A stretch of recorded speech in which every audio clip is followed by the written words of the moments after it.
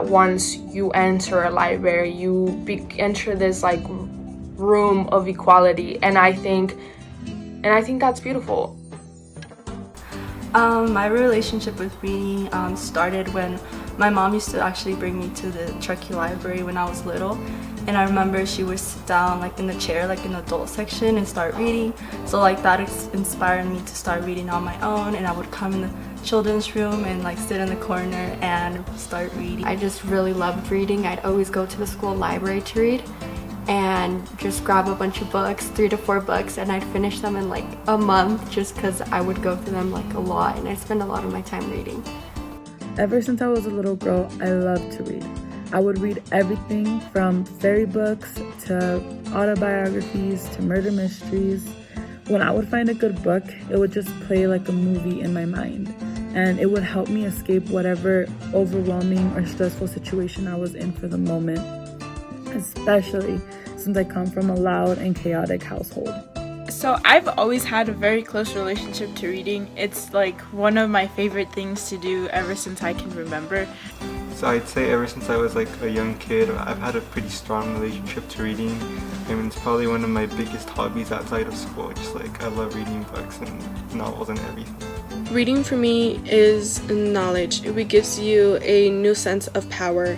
So I would describe my relationship with reading as a very close relationship, mainly because I've been reading since I was a little kid, and it's been one of the ways that we've been taught how to learn in school, from reading Dr. Seuss books to reading actual history textbooks. Reading to me has always been a way, not a way to escape reality, but a way to go back to my childhood. I used to read a book a day when I was like in elementary and middle school, because I used to love to read. And I used to love to read because it gave me a break from my reality, coming from Latinx, low-income home. My image of myself as a reader became intertwined with my concept of who I was, right? And I was like that for many, many, many years. And I always tell the kids, the hardest thing I ever did, it wasn't breaking a cycle of working in kind of dead-end restaurant kitchen jobs for 12 years. That was needed to change, and it was hard, but it wasn't as hard as becoming a reader. I believe that libraries serve such a big and important role for underrepresented communities such as the Latinx community, because it's the one place that people can go to just escape their reality, their real world for a minute, and just let their mind run freely as they just dig into a good book and they just find themselves at peace. I think it's great that the Truckee Library has the ability for Latinx students to come in here and browse through the Spanish section and be able to identify and find a book that they can read to their mom or their mom can read to them.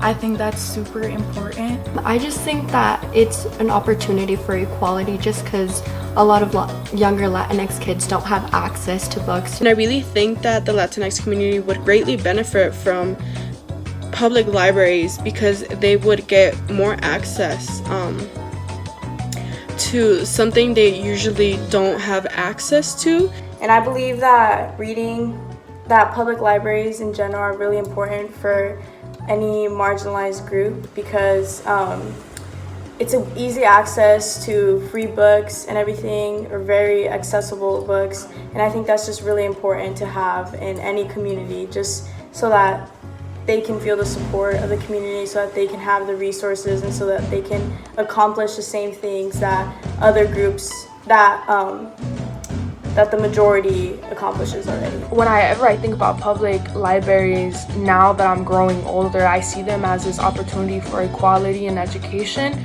because I think, when you enter a public library, they're open to the public, they're open to everybody, and everybody has access to the same information. Like, if you go in there, like, whatever you have access, the person next to you is going to have access, regardless of their color, regardless of their class. And I think that's beautiful, getting a break from social hierarchies and economic hierarchies and all these things. You get a break from all of that once you enter a library. You enter this like room of equality, and I think that's beautiful.